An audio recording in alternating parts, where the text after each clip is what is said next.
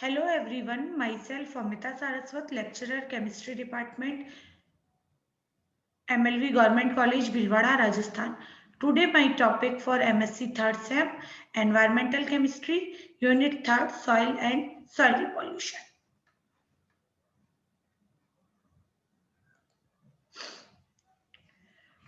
Soil pollution में हम detrimental effects of soil pollutants के बारे में बात कर रहे थे। इसमें हम इसका दूसरा है effects of urban waste products. In India, several million tons of waste is dumped along highways and other places in critically polluted cities like Delhi, Mumbai, etc. This urban waste spreads several chronic diseases, posing a serious threat to human health. India में जो कि बहुत ज्यादा polluted city हैं या बहुत ज्यादा crowded city हैं, उनमें जो अर्बन वेस्ट है उसको हाईवेज के सहारे डंप कर दिया जाता है और वो ह्यूमन हेल्थ के लिए बहुत ज्यादा क्रोनिक डिजीज कॉज करता है। The waste including building materials during construction and demolition, sludge, dead animal skeleton and thrown away garbage pile up the public places and cause obstruction in daily life. Sewage is excellent medium for the growth of pathogenic bacteria, viruses and protozoa. It is reported that chances of pathogenical mingling with groundwater even after the treatment of sewage is quite high. जो आपके bacterial infection है जैसे उसके होने के chances sewage के through बहुत ज्यादा बढ़ जाते हैं, क्योंकि ये बहुत अच्छा सोर्स होता है पैथोजेनिक बैक्टीरिया, वायरस और प्रोटोजोआ को वो कैरी करने का। अगर अगर इसको ट्रीट भी किया जाता है सीवेज को, लेकिन उसके बाद में भी पैथोजेनिक मिंगलिंग के चांसेस बहुत ज्यादा बढ़े जाते हैं। Solid waste cause offensive odor and clogging of groundwater filters. Suspended matter in sewage can blanket the soil, thereby interfering with the soil moisture. तो सॉइल मॉइस्चर को भी सॉलिड वेस्ट अफेक्ट करता है, क्योंकि ये उसके ऊपर एक ब्लैंकेट की तरह छा जाता है, जिससे सॉइल मॉइस्चर में इंटरफेरेंस पैदा होता है। The use of polluted groundwater containing human excreta, sewage sludge for irrigating the agricultural fields, damage crops and decrease agricultural production together with soil fertility by killing bacteria and soil microorganisms. तो अगर sewage containing polluted water से हमने irrigation का काम किया है तो वो क्रॉप को भी डैमेज करेगा, एग्रीकल्चर प्रोडक्शन को डिक्रीज कर देगा, साथ ही सॉइल फर्टिलिटी को भी कम कर देता है और सॉइल माइक्रो ऑर्गेनिज्म को भी बहुत ज्यादा नुकसान पहुंचाता है। अगला है effects of radio active pollutants. When rain containing radionuclides fall on the soil, its activity is transferred to the soil by absorption. As the radioactivity in the soil is available to plants, it enters the food chain, resulting in the possibility of eventual ingestion by humans.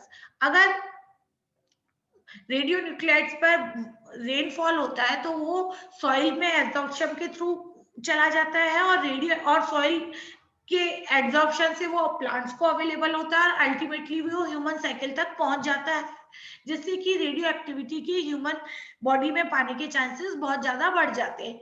The aquatic flora and Fiona used as food by man could accumulate dangerous amount of radioisotopes, causing disruption of metabolic changes and psychological process. तो अगर aquatic flora और फ्लोना में भी radio activity nuclides होंगे तो वो food chain के through human body में आ जाएंगे और वहां पर मेटाबॉलिक और साइकोलॉजिकल चेंज कर देंगे। When food containing radionuclides is taken by man, some of them concentrate in specific body organs where they cause a number of undesirable disease of digestive tract. Even the thyroid gland is damaged due to accumulation of iodine. अगर iodine radio active nuclide के through आपके body में चला जाता है तो thyroid gland को भी डैमेज कर देगा। सीजियम जैसे 137 का अगर आपने टेकन कर लिया है तो वो आपके पोटेशियम साइकिल को डिस्टर्ब कर देता है। Radiation acutely affects the soil fertility these intense radiation kill plant species.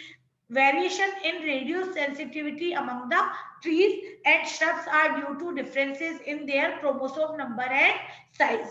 ये भी क्योंकि सॉइल फर्टिलिटी को डिक्रीज करता है, प्लांट स्पीसीज को किल कर देता है, ये भी एक साइड इफेक्ट्स है आपके रेडियो एक्टिव पॉल्यूटेंट्स के।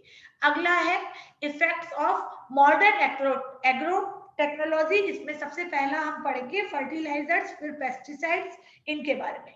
तो सबसे पहले fertilisers. The fertilisers crowd out essential nutrients present in topsoil layers. The microbes enrich the humus and initiate plant growth. But fertilizer enriched soil cannot support microbial flora. There is a 30% decline in protein content when corn, maize, gram and wheat crops were grown on soil fertilized with sodium, nitrogen, phosphorus, potassium fertilizer.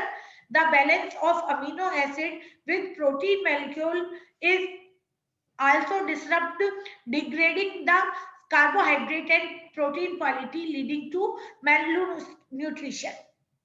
अगर आप protein content की कमी हो जाती है, अगर soil को nitrogen, potassium और फॉस्फोरस कंटेनिंग फर्टिलाइज से वो किया जाता है, तो उसमें जो क्रॉप्स होती है उनमें प्रोटीन कंटेंट में कमी पाई जाती है। एमिनो एसिड का प्रोटीन के साथ में जो बैलेंस है वो डगमगा जाता है, कार्बोहाइड्रेट और प्रोटीन क्वालिटी भी गिर जाती है अगर हम फर्टिलाइजर्स का यूज करते हैं। Potassium fertilizers in soil decrease the valuable nutrient ascorbic acid, जिसमें कि विटामिन सी होता है, and carotene in vegetable and fruits.